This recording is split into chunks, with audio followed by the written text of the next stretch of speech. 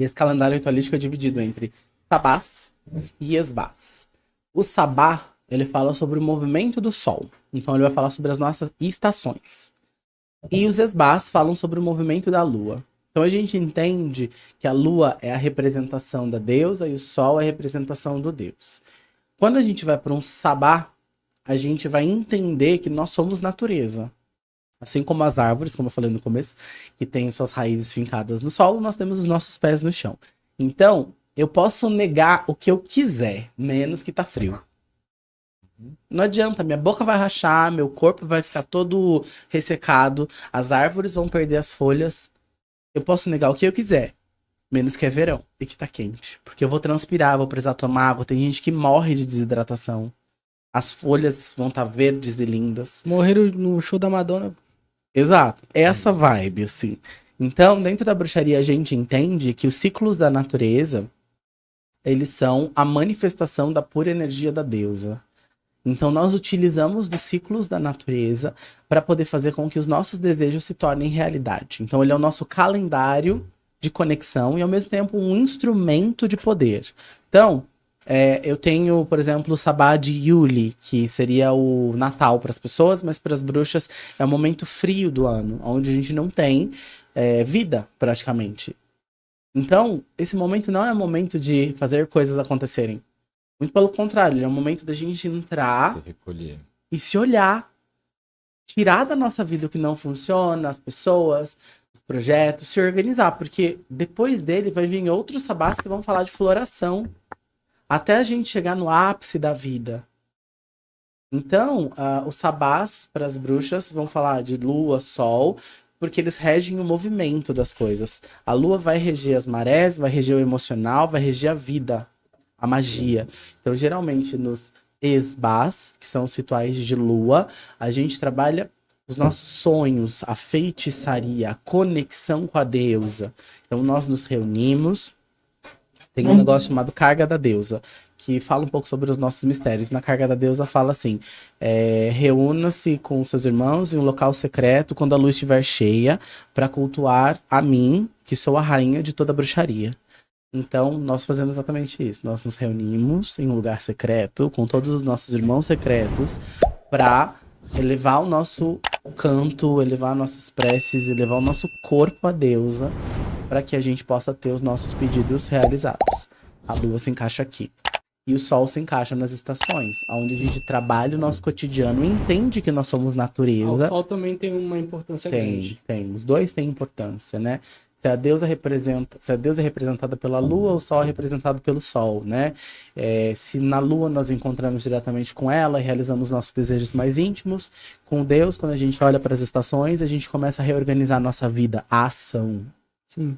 Isso. Caramba. Engraçado você falar isso, porque o sol, o homem, o ciclo masculino hormonal, ele é controlado pelo sol, pelos solstícios, e o feminino é pela lua. Exatamente. Por exemplo, o homem no inverno, a testosterona cai. O pico de testosterona do homem é quando o sol está no centro do céu. Aí a gente tem nosso pico de testosterona quando a testosterona está mais alta. Que é o que nos dá força de ação, impulso, né? É muito comum que as sacerdotisas todas tenham o ciclo menstrual alinhado, gente. Ficou uma histeria no círculo, assim.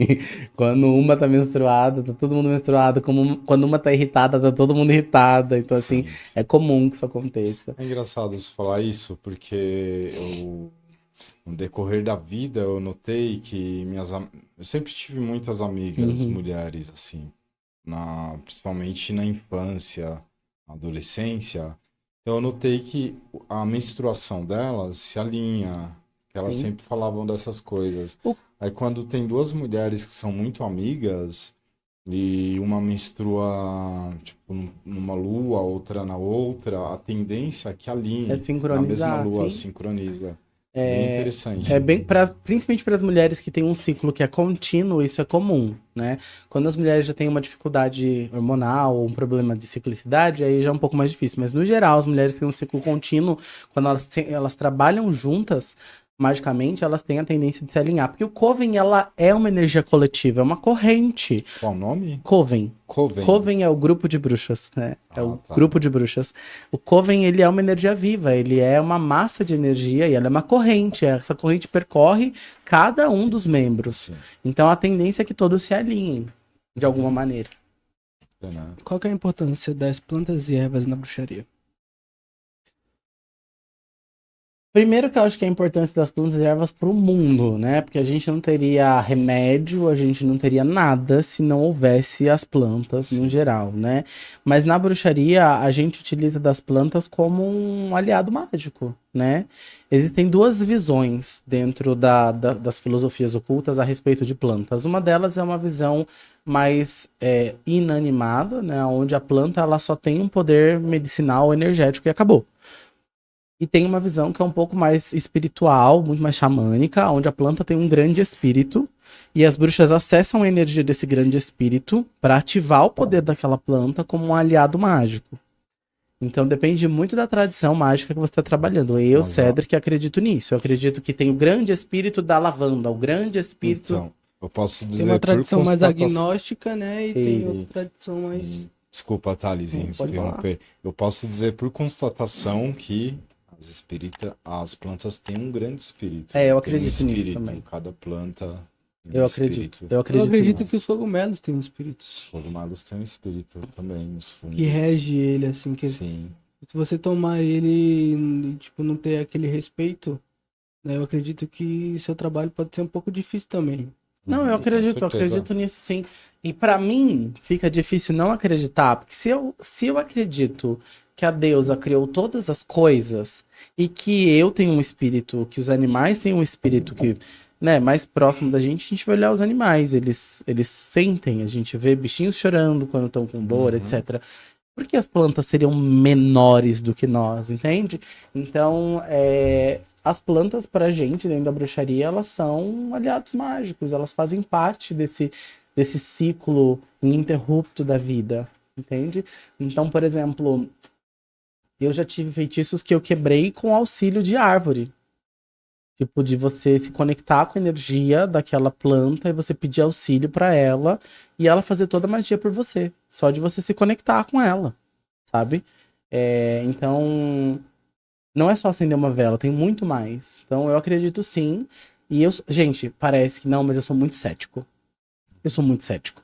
Também. Então, quando eu falo que eu acredito em alguma coisa, é porque eu já tive uma experiência com aquilo que nem a ciência explica. Entendeu? Então, assim, eu acredito que árvores e plantas têm espírito porque eu já tive conexões muito fortes com esse tipo de trabalho mágico. Então, para mim, funciona mais ou menos isso. Mas no frigir dos ovos, as plantas, as pedras, têm um potencial mágico por conta disso, porque eles têm espíritos. Sim. E sua ressonância, né, vibratória também, se falou das pedras, já associei com isso. Ressonância vibratória, a forma como a frequência que o átomo daquela pedra está vibrando, daquele vegetal. Eu não vou muito para essa parte, porque daí eu acho que a gente cientifiza demais, mas eu também penso que existe uma vibração, sabe? Sim. Às vezes eu acho que eu não vou muito porque eu não quero que as pessoas enrijeçam, sabe, o processo? Entendi. E às vezes eu acho que alguns tipos de estudos e de trabalhos enrijecem o processo. Sim. Eu vou usar isso aqui porque a frequência é tal. Mas e a conexão? Tá, sabe? E o tete a tete com o espírito que tá ali? O principal, Sacou? né? Então, assim, às vezes eu tento fugir um pouco dessa cientificização. Ciência. É isso aí. Se tiver errado, se tiver errado, gente, vocês corrigem aqui embaixo, que daí dá uma hype também, entendeu? Cientificação. Científica.